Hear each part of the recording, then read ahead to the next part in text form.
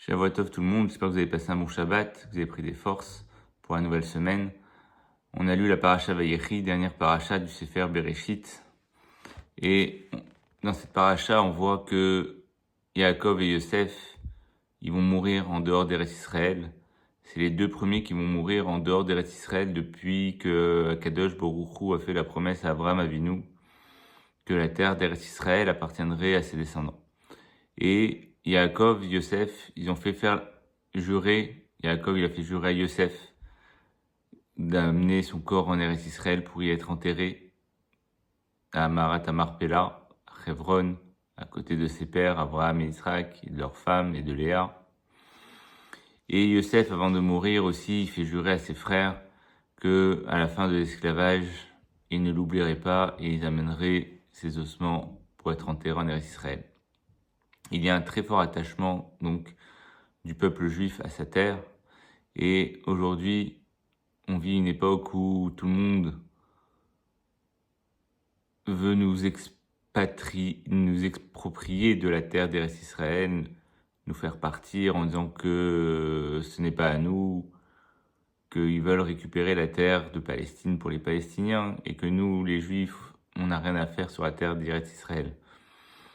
Si on reprend le premier Rashi de la Torah, sur le premier passouk, Bereshit, Rashi dit que la Torah, elle aurait dû commencer par le Sefer Shemot, avec les premières mitzvot, Achodesh Hazelachem, la naissance du peuple juif, et que tout le Sefer Bereshit n'a été donné que pour dire que Akadosh Baruch Hu est le roi du monde, le maître du monde qui a créé le monde, et qu'il a donné en cadeau la terre d'Eretz Israël au peuple juif, aux descendants d'Abraham, d'Israël et de Yaakov, et que c'est lui qui décide à qui il donne cette terre-là.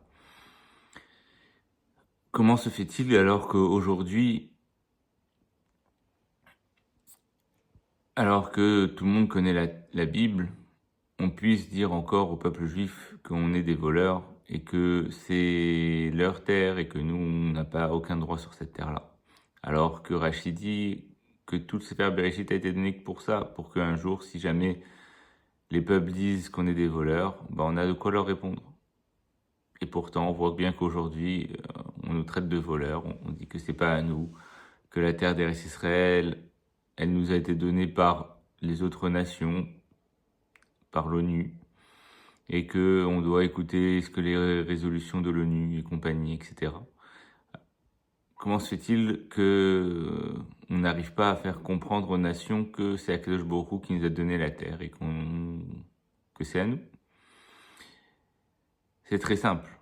Pour que on puisse prétendre avoir une propriété éternelle sur la terre d'Eretz Israël, il faut que nous, descendants d'Abraham, Israël et Yaakov, proclamons la royauté de Akadosh Baruch Hu sur la terre.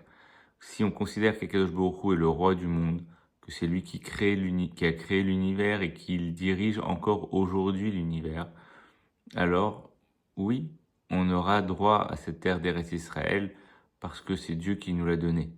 Mais si on ne proclame pas la royauté de Dieu, on ne peut rien y faire, parce que si on met pas Dieu en tant que roi, le roi Dieu n'est pas le roi, alors il a aucun pouvoir. Donc nous, la seule chose qu'on doit faire pour bénéficier de cette propriété sur la terre d'Eretz Israël, c'est de proclamer Dieu en tant que roi.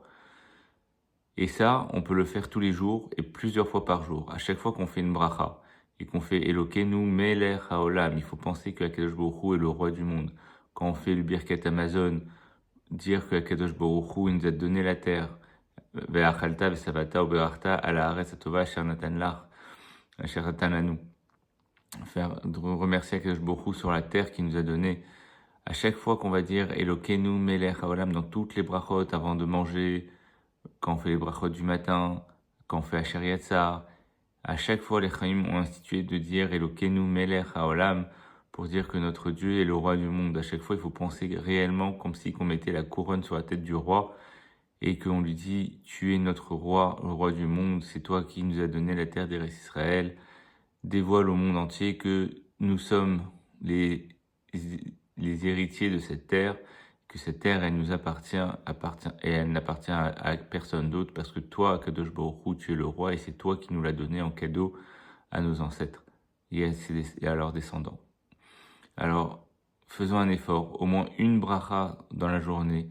Quand on va dire Elokeinu melech haolam, pensons réellement, ayons la kavana de dire que Akadosh Baruch Hu est le roi du monde et qu'il gouverne encore aujourd'hui le monde et que s'il veut dès aujourd'hui, il peut dire aux yeux du monde entier que la terre d'Israël appartient au Bnei Israël.